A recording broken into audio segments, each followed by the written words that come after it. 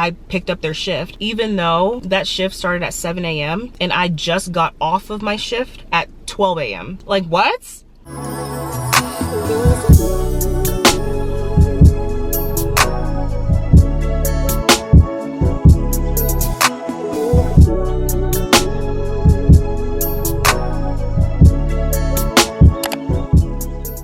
Hey guys, and welcome back to another Hey Dr. Helene. If you don't know me, my name is Dr. Helene and I am a board certified emergency physician. On my channel, I talk about all things medicine, all things self-care, all things wellness, and I give you an inside look into what it is like being an ER doctor, a Black woman in America, in medicine, and my journey of rediscovering who I am despite my career. If any of that sounds interesting to you, go ahead and click that follow button. Go ahead and like this video and comment this emoji so I know that you are tapped in. So I was just sitting here in my car, just like in my thoughts, thinking about rest and how society tries to make you feel guilty for resting and how against that I am. Being an ER doctor, you obviously first have to go through residency. Residency taught me a lot of lessons, but the biggest one is that you cannot pour from an empty cup. So today I want to share 5 lessons residency taught me about rest, which is so counterintuitive because nothing about being in residency screams rest, because you are just so overworked and trying to learn everything you can about your specialty in this like finite amount of time. But in the midst of doing that, it taught me a lot about myself and what I value. So in this video, we're going to talk about rest and the kind of rest that actually helps you to survive and honestly thrive. So let's get into it. So number 1, rest is more than sleep. In residency, I thought that rest was just going to sleep. Like I literally thought that it was me collapsing on my bed after a long shift, after a 28-hour shift or what have you. And it's so much more than that. Yes, sleep is important, but that's not the only thing that defines rest, because true rest is also mental, it's emotional, and it's spiritual. If you are not good in those areas, no amount of sleep will make you actually feel well rested when you are in an emotional turmoil or a spiritual turmoil or a mental turmoil. Sometimes I need silence. I love when I'm able to come home and it is just silence. I do not see the flashing monitors. I do not hear all of the beeping. It is just me and my solitude and my peace, and I absolutely love that, and that's what I need. When you are so overstimulated at your job, sometimes just coming home or doing something that pours back into you can restore you up so much, and that is a form of rest. Outside of silence, sometimes I need laughter, sometimes I need to just laugh around my friends or just laugh watching TV. Sometimes I need to journal, just sitting in my hammock chair and just journaling my thoughts and putting everything pen to paper is needed. And so I didn't realize that rest meant so much more than just sleep. And I want you guys to understand that. Number 2, protect your time like it's sacred. People will ask you for everything. People will ask you to pick up extra shifts. People will ask you to do any and everything, honestly. And in residency, I struggled with not saying no. Like I struggled with just thinking that I can just do everything or feeling like I had to.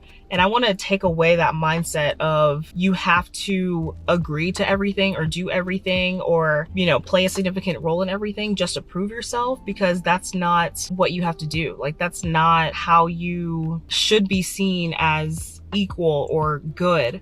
You know, being a good doctor and learning all that you can about medicine in residency, that's your job. Doing the extra stuff is just like icing on the cake, and you are not obligated to do those things. It's so interesting because I remember this time in residency, like someone had asked me if I could take their morning shift because they were too drunk the night before. And I literally did. Like I picked up their shift, even though that shift started at 7 a.m. and I just got off of my shift at 12 a.m. Like what? Like what I should have done was been like, absolutely not. I'm gonna go home and rest and sleep and be in my solitude and pour back into myself emotionally and mentally and spiritually, because that's what I need for myself. But instead, I'm walking out of the hospital at midnight knowing that I just agreed to come back at 7 a.m. I still gotta drive home. I still gotta shower. I gotta wake up the next morning or the same day, actually a couple hours later, just to come back to do another shift because I did it as a favor to someone. And I thought that I had to, or I thought that that would make me a good co-resident or a good resident. And those things, you don't have to be forced to do those things. And if it feels better for you to say no because you need that mental unload after you go to work or when you get home, then do so. And you shouldn't feel guilty about it. And so I'm just sitting here in my car just thinking about these things. Like, I really did not understand the value of rest until after residency. And I want you guys to not have to have that same revelation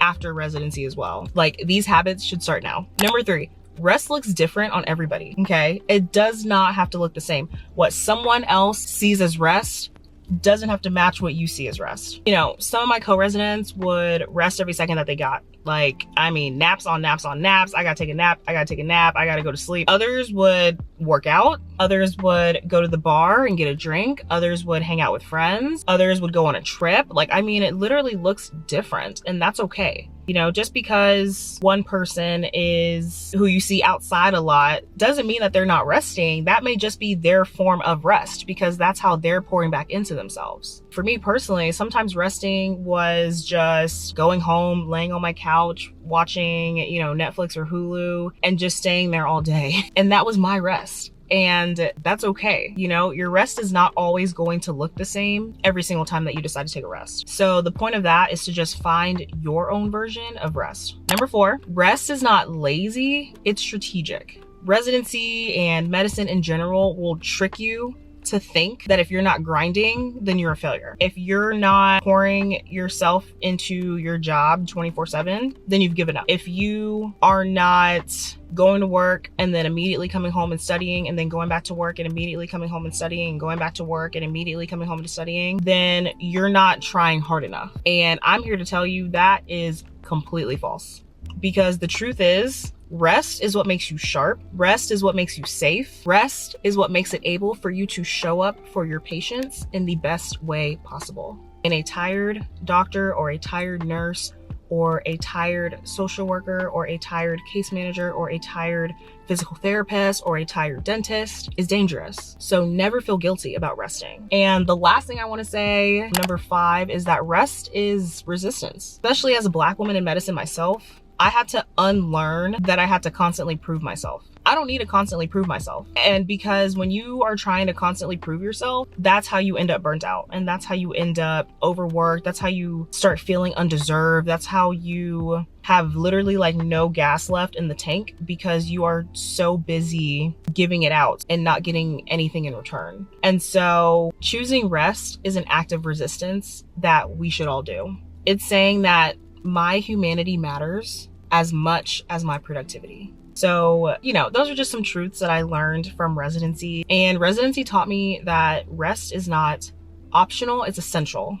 And if you're in medicine or any type of demanding career or anything that is demanding a lot from you, I hope you give yourself permission to rest in whatever way that you need, because it is not optional. So I would love to know your comments below about how you rest, what rest looks like to you, you know, how often you rest. If you feel like you don't rest enough, I want to know why. Comment all those thoughts below. I'd love to interact with you guys. I'd love to engage with you. And in the meantime, don't forget to hit that like button and go ahead and subscribe to my channel so that you do not miss any of my future videos. And share this with someone who needs a reminder that rest is a part of work. So with all that being said, thank you guys so much for watching, and see you in my next video.